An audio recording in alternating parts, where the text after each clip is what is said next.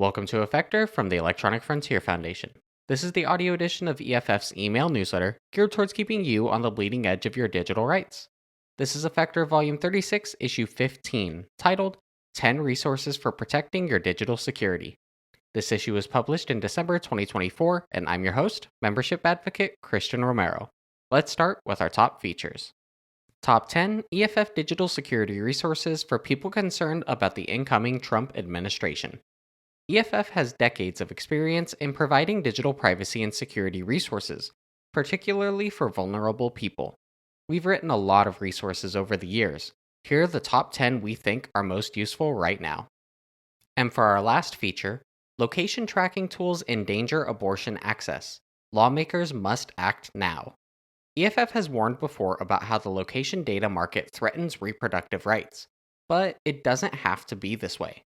There are a number of laws that Congress and state legislators could pass right now that would help protect us from location tracking tools. And now, let's go through some EFF updates. First up, this bill could put a stop to censorship by lawsuit. The Free Speech Protection Act is a long overdue tool to protect against the use of slap lawsuits as legal weapons that benefit the wealthy and powerful. This bill will help everyday Americans of all political stripes who speak out on local and national issues. And next up, EFF tells the Second Circuit a second time that electronic device searches at the border require a warrant.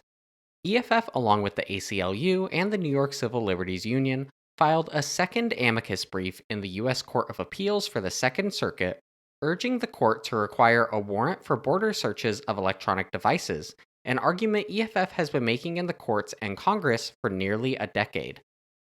Next up, FTC rightfully acts against so-called AI weapon detection company Evolve. The Federal Trade Commission has entered a settlement with self-styled weapon detection company Evolve to resolve the FTC's claim that the company knowingly and repeatedly engaged in unlawful acts of misleading claims about their technology. Essentially, Evolve's technology, which is in schools, subways, and stadiums, does far less than they've been claiming. Next up, why is printer ink so expensive? The answer is actually pretty simple. Monopolies, weird laws, and companies exploiting their users for profit. If this sounds mildly infuriating and makes you want to learn ways to fight back, then head over to our new site, Digital Rights Bites. We've even created short videos to explain what the heck is going on here. And next up, one down, many more to go with pre-installed malware on Android. Last year, we investigated a Dragon Touch children's tablet and confirmed that it was linked to a string of fully compromised Android TV boxes that also had multiple reports of malware, adware, and a sketchy firmware update channel. Since then, Google has taken the now former tablet distributor off their Play Protect certified phones and tablets. The burden of catching this type of threat should not be placed on the consumer. And for our last update, introducing EFF's new video series, Gate Crashing. There is a lot about the internet that needs fixing, but the one thing we should preserve and nurture is the non-traditional paths to success it creates. In this series of interviews called Gate Crashing, we look to highlight those people and learn from their examples. Now it's time to go through some announcements. First up, EFF at ShmooCon 2025. EFF is excited to be back in Washington, D.C. for the final ShmooCon. Stop by the EFF booth to chat with some of our team and learn about the latest developments in defending digital freedom for all. Up next, Affecting Change, Digital Rights and the Administration. What direction will your digital rights take under the Trump and the 119th Congress? Find out about the topics EFF is watching and the effects they might have. Join our panel of experts as they discuss surveillance, age verification, and consumer privacy. Learn how you can advocate for your digital rights and the resources available to you. Next up, EFF at CactusCon 13. EFF is excited to be back in Mesa, Arizona for CactusCon. If you're attending CactusCon 13, be sure to stop by the EFF booth to chat. We're excited to say hi and chat about our work with new and returning faces. For our last announcement, shout out to an organizational member. Thank you to DuckDuckGo for another year of support of EFF's fight for digital privacy. And finally, it's time to go through some mini links.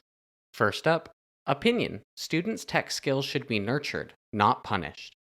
Quote, as security researchers and computer tinkerers in youth, it pains us to witness that many schools still harshly punish students for displaying useful skills. End quote, wrote EFF's William Buddington and Alexis Hancock.